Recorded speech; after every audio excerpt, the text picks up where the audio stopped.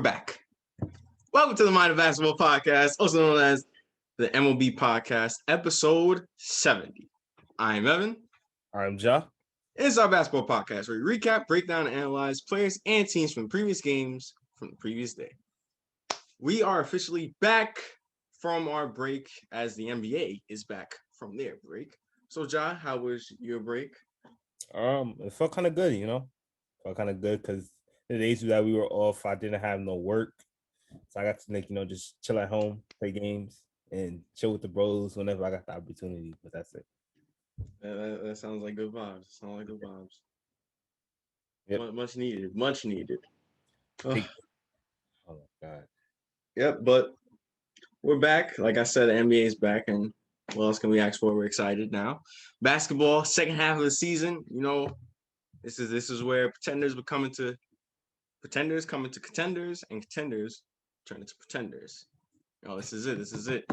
Big stretches. You really start to see who can make a run in the playoffs and who can make a run in the playoffs, and who might not even make the playoffs. Yep. So this is it. It's big. So I hope everyone's having a good day. I hope everyone will have a good day. Only 2 games from last night, so we're just going to go into it. First, starting off with the Mavericks and the Spurs. This was a back and forth affair for, throughout the entire game. Yeah. The Spurs did have a comfortable lead in the first and at halftime, but the Mavericks towards the end of that third quarter made it respectable and got back in. And then in that fourth quarter and late in that fourth quarter, these two just put on a show. Porzingis and Luka Doncic. I mean, it was... Yeah, that was a crazy coincidence. But they just put on a show of dominance. And also the Mavericks played great defense down the stretch. And as a result, it was the Mavericks prevailing over the Spurs. So let me get your thoughts. Close game from start to the end of the third quarter. The Spurs, both teams. Look, I heard this once from Charles Barkley, right, in which he said the most important aspect that could determine the change of a game is two of these things: turnovers and rebounding. And both teams struggled a little bit with taking care of the ball, which was surprising. But yet also both teams were really doing well on the rebound and effort until that fourth quarter, in which the Mavs was just able to not only make things go their way, but they played surprisingly good defense and they rebounded the ball real well, especially on the offensive end. They got a lot of second chance opportunities, and man, Porzingis had it going the whole night, and Luka even he had a triple double. Let's just be honest about that. But he came up big down the stretch, like what every superstar is supposed to do. And with that step back that he did, who was it? Dejounte Murray. For Dejounte Murray. Oh man, pull the footage up. Please pull the footage up. That snatch back. You knew it was game over when he did that snatch back. But yeah, just good win by the Mavs, man, and good fight by the Spurs. We can't give it up. Give a lot of credit. DeMar DeRozan being who he is, a pure bucket. DeJounte Murray, Patty Mills came down with some big shots. So, but the Mavs end up edging this win. Yeah, really impressed with how the Mavs play, especially on the defensive side of the ball down the stretch. Really tightening up. Yeah, I mean the Spurs really didn't do nothing. Down that stretch for a good interval in the game, and then all offensive side, as I said, Luka and Porzingis really just took over, and that's what your star is supposed to do. So yeah, great win by the Mavericks. As you said, even though in the loss, DeRozan did have it going with double 30 and 11. And speaking of had it going, LaMarcus Aldridge had it going out the door. With that news, it has been reported that Aldridge and the Spurs are looking to part ways, and they will be shopping him and looking to trade him. Obviously, he won't be playing for the Spurs in the near future, at least until the trade deadline. And maybe if they don't trade him, maybe they'll buy him out. Who knows? But I'll go first with my thoughts on this. I think this is well overdue. To be honest with you, I think that Aldridge and really DeRozan. Last season, I before the pandemic had started, I really wanted the Spurs to kind of go into rebuilding mode. I know that's different from the Spurs. The Spurs don't rebuild. They haven't rebuilt since what 80. When did Dave Robinson get drafted? David Ross since '87. Yeah, I mean since '87. I Yeah, mean around the '80s. So they've been good for a long time. yeah, But I feel like it is time now, which obviously Duncan, Parker, and Ginobili out the door. Kawhi left.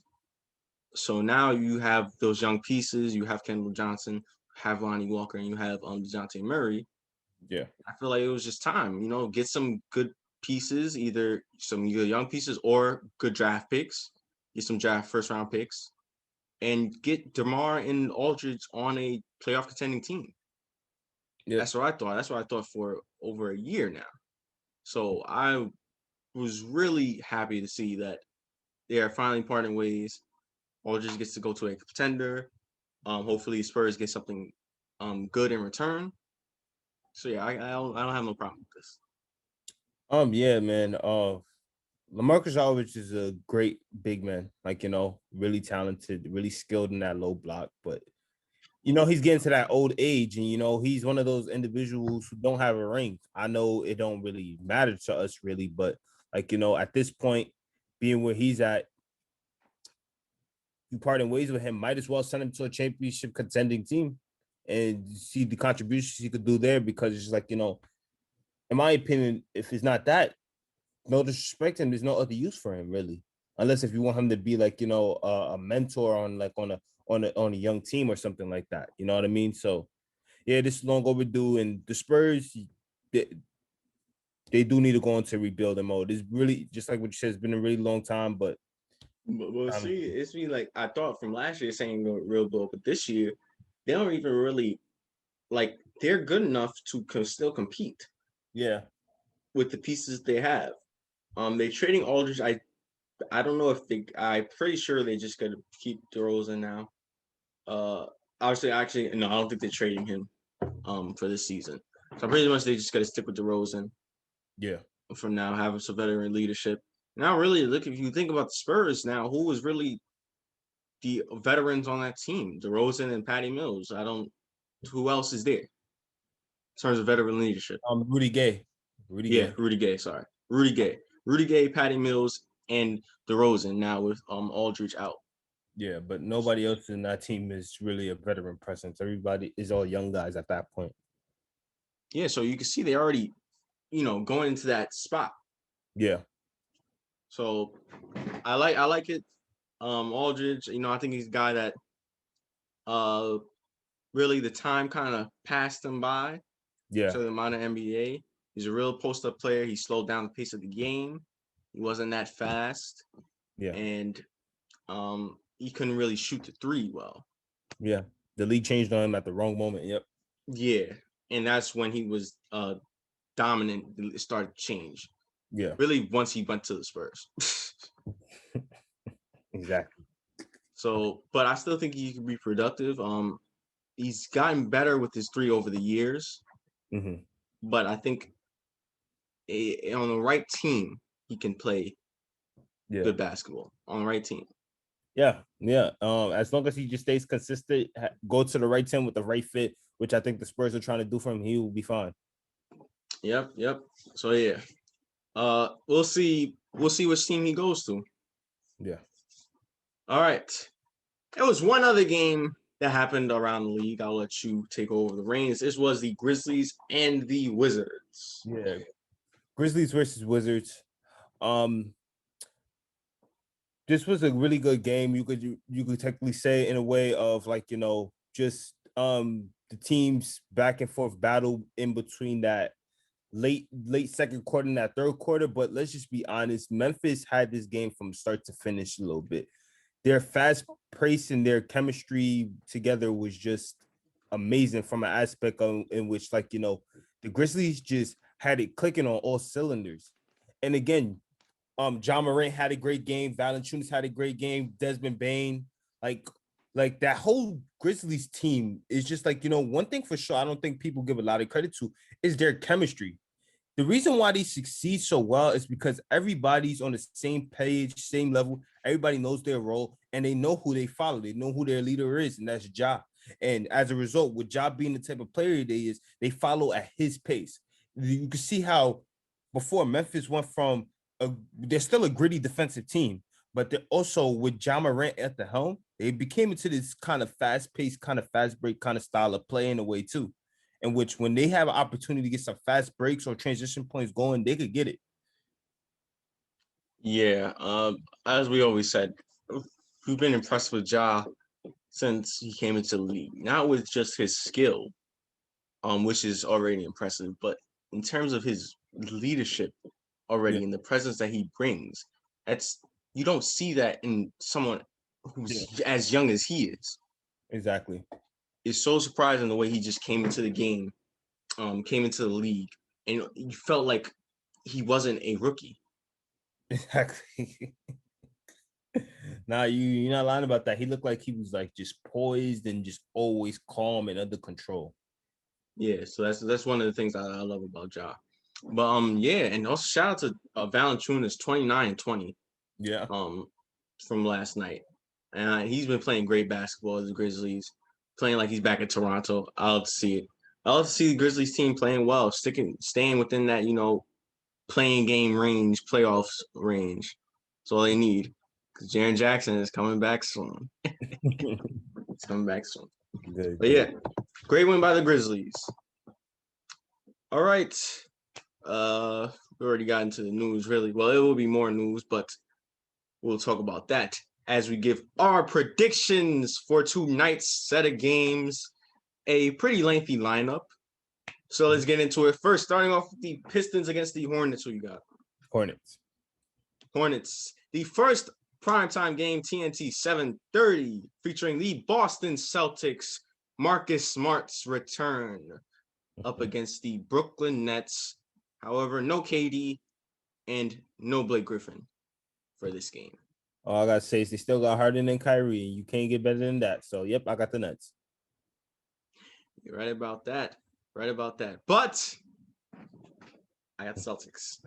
We'll see if they can piggyback off the way they were playing before the All-Star break, as they are on a 4-game winning streak. Yeah. The Hawks or the Raptors? Raptors. Raptors. The Timberwolves or the Pelicans? Pals. Pelicans. The 76ers or the Bulls? 76ers. Bulls. Let's go, Zach. Magic or the Heat? Little Florida battle. Heat. Yeah. The Knicks or the Bucks? D-Rose out again for health and safety protocols. I'm gonna go with the underdogs. I'm gonna go with the Knicks. I'm gonna go with the Bulls. Bucks. The Mavericks or the Thunder? Mavericks. Mavericks. The second primetime game of the night, doubleheader, 10 o'clock on TNT. The Golden State Warriors up against the Los Angeles Clippers. Clippers. Clippers as well. The Suns or the Trailblazers? Suns. Suns. Yeah. Yep. And lastly, the 13-game losing streak of the Rockets going up against the poorly and inconsistent Sacramento Kings. Got the Rockets with this one. Got the Rockets snapping that 13-game losing streak, honoring Harden. There was no need to. That's honoring Harden. 13. They retired his 13 number. Hey, And you know what's crazy? Harden gave them their 13 loss. Him and the Nets gave him their 13 loss. What a way to honor him. I mean, what else can you say? It's just really, really great job. And Houston is really doing great things, Yeah. But yeah, I got the Kings. I'll go Can't with really that. put your faith in the Kings, but I got the Kings. But look, I can't put your faith in the Rockets as of recently.